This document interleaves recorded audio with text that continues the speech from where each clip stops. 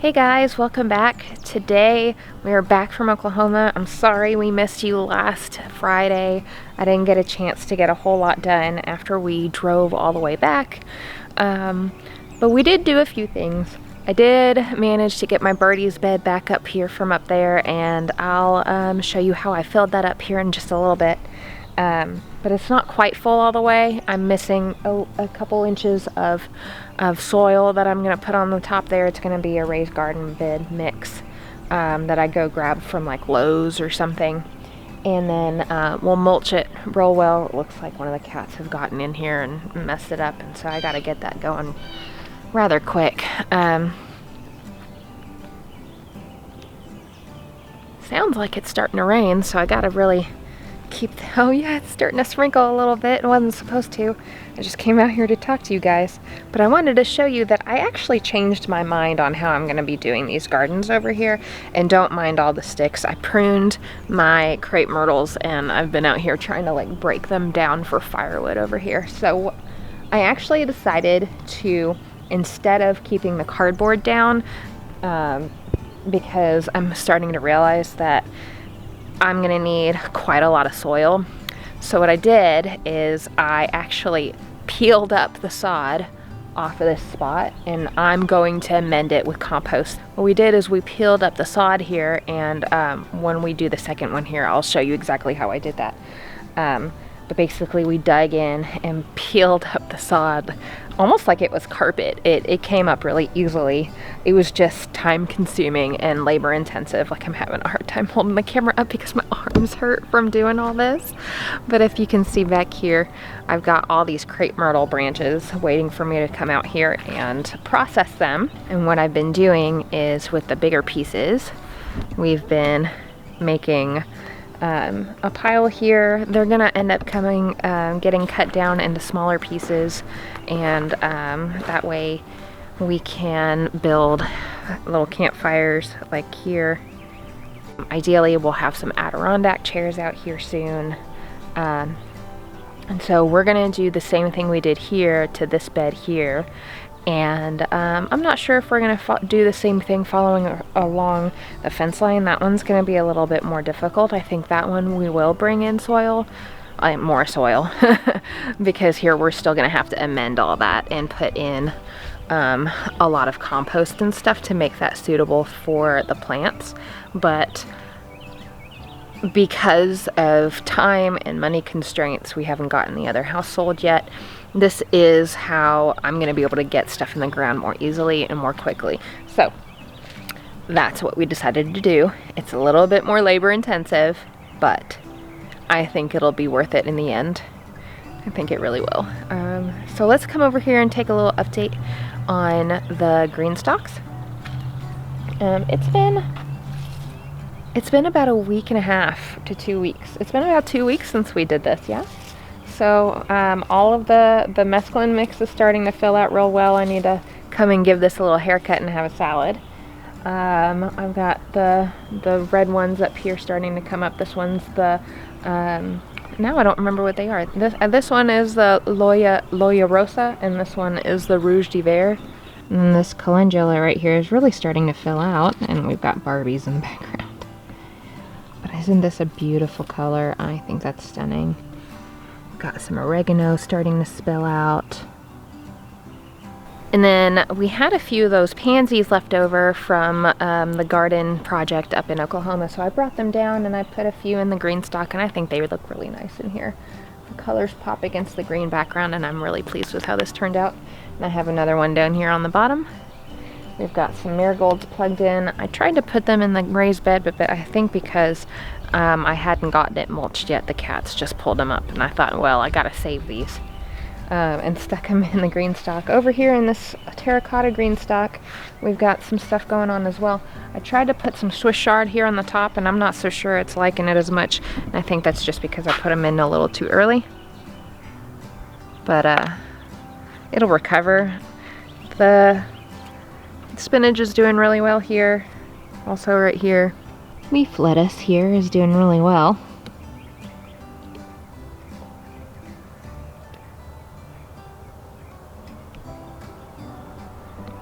Now I'm trying to decide how I want to edge this. I know that I want to do a stone route because I want this to feel like a little bit of a whimsical cottage garden, even though it's going to be mostly food producing. And I'm trying to decide whether I want to do like a cobblestone type of edging, or if I want to go down to the mines and get some quartz and some bigger rocks like that. And I think I'm leaning towards going down to my sister-in-law's favorite quartz mine and really digging up and finding what I want that'll fit perfectly in here. And it's gonna really, I'm gonna need a lot of stones and rocks. So I'm hoping that by going and procuring them myself, it'll save a little bit of money, and it should be a lot of fun too to go and spend that time with my sister-in-law and procuring all those. And in case you're wondering, we just dug these up just doing that bed here. So I mean, the ground is pretty rich with quartz. We found these little quartz digging up the beds, and I think it was really neat that just occurs naturally in our soil. There's a few mines not too far away from here in like the hot springs area where we can go and get more, and I'm really excited about doing that because I don't know, you can go and dig your own crystals and keep them, and that's just so fun, and it's pretty affordable too. The way I fill my raised beds is first I start with a really thick layer of cardboard. This helps prevent any weeds from growing up through your bed while you're trying to grow all your delicious fruits and vegetables. Then I add a whole bunch of sticks. This is the most time-consuming part because you have to go and procure all the sticks and then break them down into smaller pieces so that they don't take up too much space and so that they don't take too long to break down. The third layer that I've got is uncomposted rabbit litter. Now we have 2 rabbits inside, and the reason why it's uncomposted is because I haven't had a chance to set up a compost bin here in this new space. But that's not a big deal because rabbit droppings are cold, and what that means is you can put them directly into the garden without composting them, without the fear of burning your plants. So as this decomposes, it'll slowly feed my raised garden plants without burning them from fertilizer burn. My 4th layer is a good layer of raised bed soil mix. Now this is an organic mix that I got from Walmart on clearance last year. It's made primarily out of composted chicken litter and a whole lot of different things like forest bed material, like decomposed leaves and sticks and that kind of stuff, which is fantastic. Now I don't have quite enough to fill up this bed all the way, but that's okay. I can get a little bit more and then I'll have plenty of space on the top for a thick layer of mulch. Well, it looks like I'm gonna need to adjust these shelves again. My tomatoes are starting to touch the top of the lights again.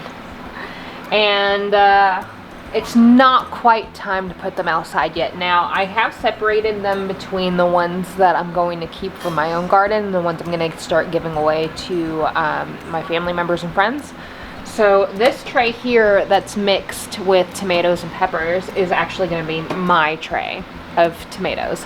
And this entire tray here that's totally tomatoes in the back, these are all tomato plants that I'm not gonna have room for. And honestly, I think I may not have room for all the ones that I'm keeping either, but that's one of each variety, and so I'm gonna keep at least one of each variety. And so the rest of these are all duplicates. So I so heavy, and I knew that I wasn't gonna be able to start quite as many this year as I normally do. So I feel like this is rather conservative for me. Peppers, on the other hand, I went a little too overboard with. Now, I'm not sure which ones I'm gonna give away, how many I'll be able to keep yet or not. A lot of these peppers are gonna go in the front garden beds where the flowers and stuff are. I'm gonna take those out. Like the majority, it's supposed to be perennial flowers, but no one really took care of them. So it's like a few crepe myrtles and a couple bushes here and there. Everything else in between really is weeds. It just needs to get pulled up. I gotta put stuff in between. And honestly, what I'm envisioning is peppers, flowers, and herbs in the front. And I hope that that is enough to keep it looking tidy and nice. but also be productive for me because that's a lot of space up there. And then I'm gonna try and put some in grow bags in the back. I'm gonna have some space around the in-ground gardens and in some raised beds as well. So peppers are something that I wanna keep the most out of. And, hey baby. I was just want to say, can you turn on Minecraft? What, baby? Can you turn on Minecraft? Yes, I can turn on Minecraft for you. All right, and then the rest of these seedlings are all doing really so the rest of these seedlings are all doing really well. I'm starting to run out of a little bit of space here, and I'm having a hard time trying to find all of the all the chains that hold them up. So in this space here, I've only got one light up, and I don't actually have any seedlings there because it should have 2 lights.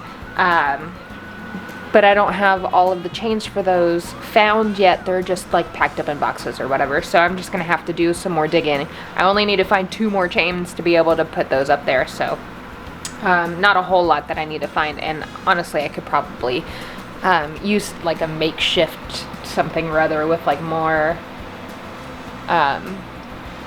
zip ties so that I can get that last light up there.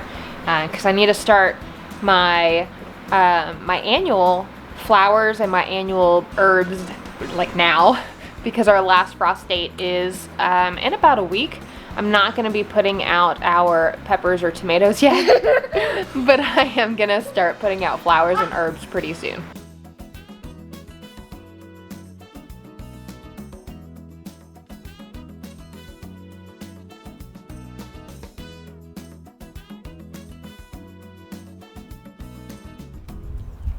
I'm gonna sneeze.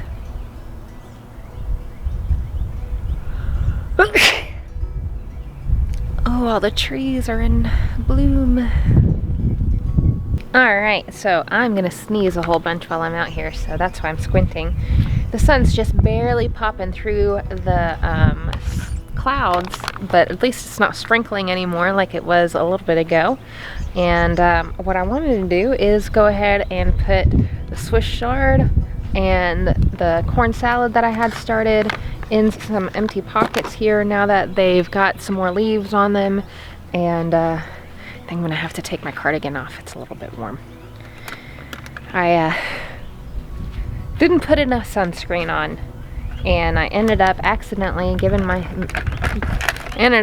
first sunburn of the year yesterday. I didn't put enough sunscreen on, so my shoulder and my back are all real hot. Mom, Yes.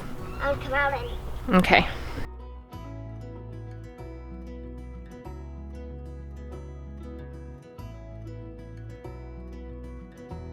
Alright, so I got my Greenstalk rolled over, and we've got some empty pockets here. I'm going to move the camera down so you can see what I'm doing as I'm doing it, but I'm going to fill in some of the empty pockets with some Swiss chard and some corn salad. Corn salad is also sometimes called mash or Feldsalat, which is German for field salad. Ooh, a bumblebee. Hold on, distractions.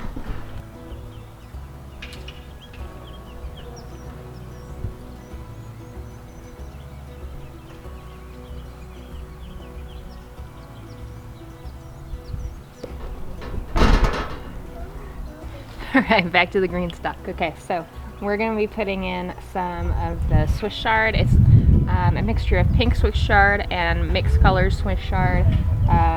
This one's a mix, and these ones are pink. These are all gonna be pink. So we're gonna put these in here and let them get a little bit bigger in these pockets. And really they get kind of big, so we should probably put them on the bottom. And then on these top ones that are empty, I'll put this corn salad up here. So let's start with the corn salad. So it looks like I had a lot better germination with the Verticore plain corn salad than I did with the Bistro corn salad. This is from Baker Creek, and this one I think was either Fairy Morse or Burpee. I sowed them both extremely heavily, so really this side should look like this side, but it doesn't, so you know, that's just what we got. So we're gonna start with these ones, and then we're gonna go for these. Try and carefully pop them up. go in.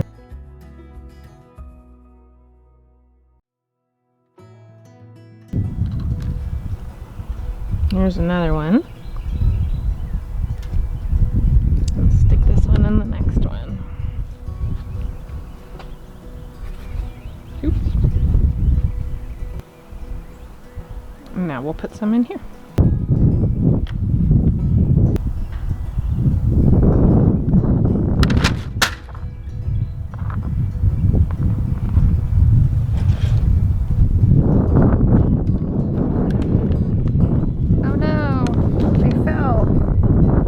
Well, unfortunately, the cells fell down, so the bistro variety is a little disheveled. So I think what I'm going to do to try and salvage is just try and put as many as I can in this one pocket and see if it'll bush up together and survive. So that just sucks. The wind kind of blew it over.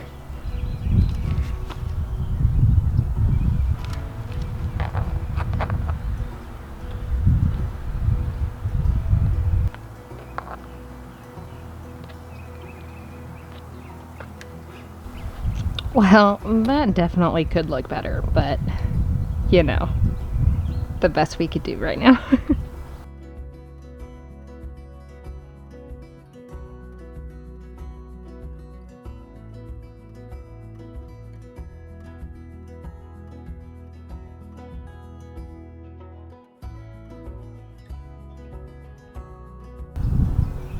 We got our Swiss chardon and our corn salad. And it's starting to really fill out nicely.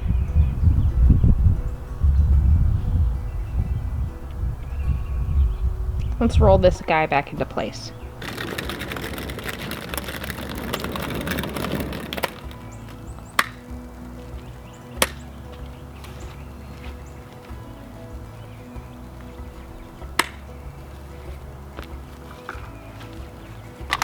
All right, we got 3 left.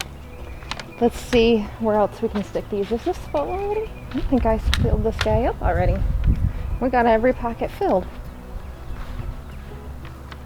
Oh, all but the one at the very top. So we got 1 spot left here.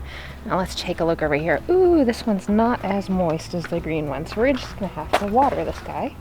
We do have some empty pockets here on the bottom. That's where we're gonna put these 3.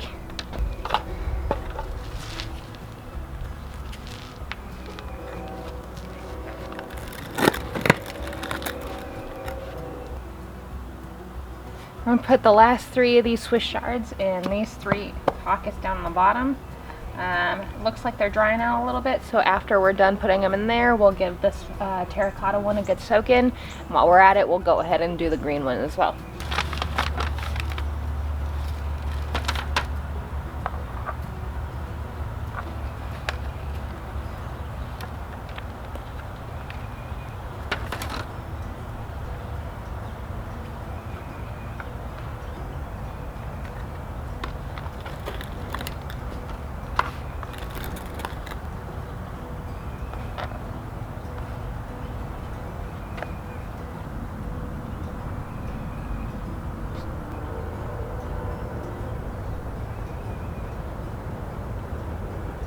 All right, we got these green stalks planted up with the rest of the Swiss chard and the corn salad. Let's get these babies watered in and happy, and I will see you on the next one. So thanks so much for hanging out with me. I'll talk to you later.